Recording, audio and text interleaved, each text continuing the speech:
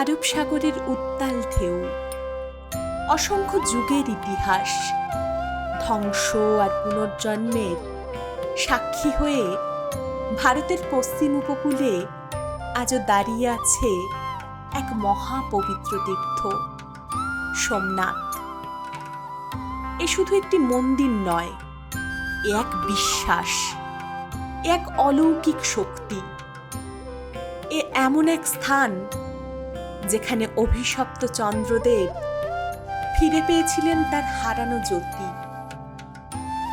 কিন্তু কে ছিলেন সেই চন্দ্র? কেন তাকে অভিশাপ দিয়েছিল স্বয়ং দক্ষ প্রজাপতি?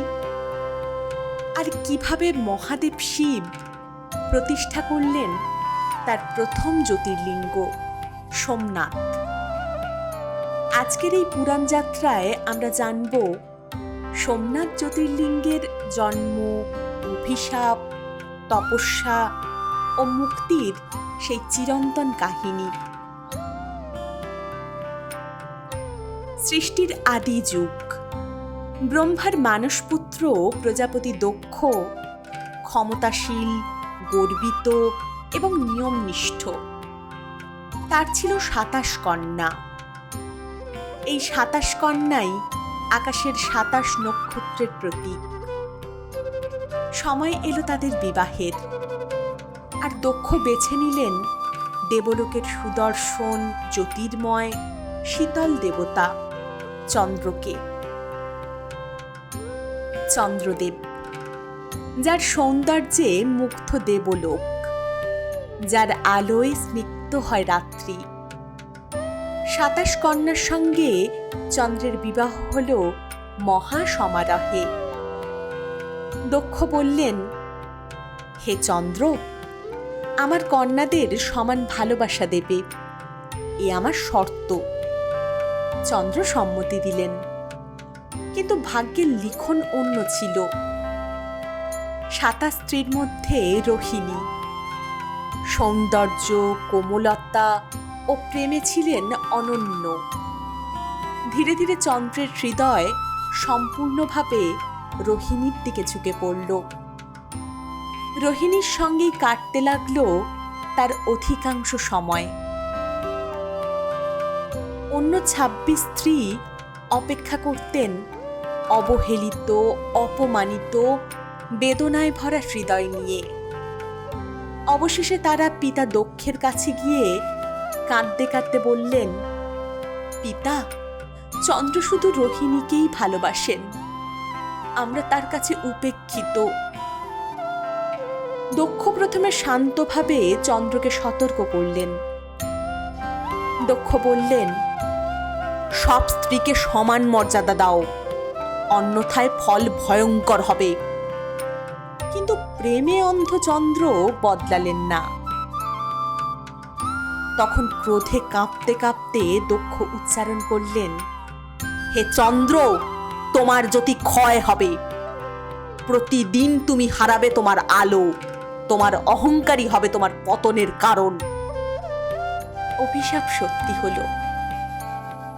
ধীরে ধীরে চন্দ্রের উজ্জ্বলতা কমতে লাগল, পূর্ণিমার দীপ্তি হারিয়ে যেতে লাগল। রাত্রি হলো অন্ধকার। পৃথিবীতে নেমে এলো বিপর্যয়। ঔষধি গাছ শুকোতে লাগল। সমুদ্রের জোয়ার ভাটা বিঘ্নিত হল। যজ্ঞ তিথির গণনা দুর্বল হয়ে পড়ল। দেবতারা আতঙ্কিত, ঋষিরা উদ্বিগ্ন। কারণ চন্দ্র শুধু দেবতা নন, তিনি প্রকৃতির ভারসাম্যের অংশ। অসহায় চন্দ্রদেব ব্রহ্মার শরণাপন্ন হলেন। প্রভু, আমাকে রক্ষা করুন। ব্রহ্মা বললেন, দক্ষের অভিশাপ আমি ফিরিয়ে নিতে পারবো না, কিন্তু একজন আছেন যিনি আশুতোষ, যিনি ভক্তিতে প্রসন্ন হন, মহাদেব শিব।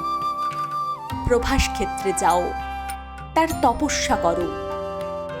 সৌরাষ্ট্রের পবিত্র ভূমি, আরব সাগরের তীরে প্রভাস ক্ষেত্র। সেখানে এসে চন্দ্র শুরু করলেন কঠোর তপস্যা। দিনের পর দিন, মাসের পর মাস বছরের পর বছর, শুধু এক মন্ত্র, ওং নমঃ শিবায়, ওং নমঃ শিবায়। তিনি খাদ্য ত্যাগ করলেন, নিদ্রা ত্যাগ করলেন, শরীর ক্ষীণ হল, কিন্তু ভক্তি টলেনি। অবশেষে একদিন আকাশ কেঁপে উঠল, সাগর গর্জে উঠল, চারিদিকে ভরে গেল দিব্য আলোয়। এক অনন্ত জ্যোতিরূপে প্রকাশ পেলেন মহাদেব। হে সোম, তোমার তপস্যায় আমি প্রসন্ন। চন্দ্র কাঁদতে কাঁদতে প্রণাম করলেন, প্রভু, আমার আলো ফিরিয়ে দিন। মহাদেব বললেন, অভিশাপ সম্পূর্ণ দূর হবে না, কারণ কর্মফল অনিবার্য।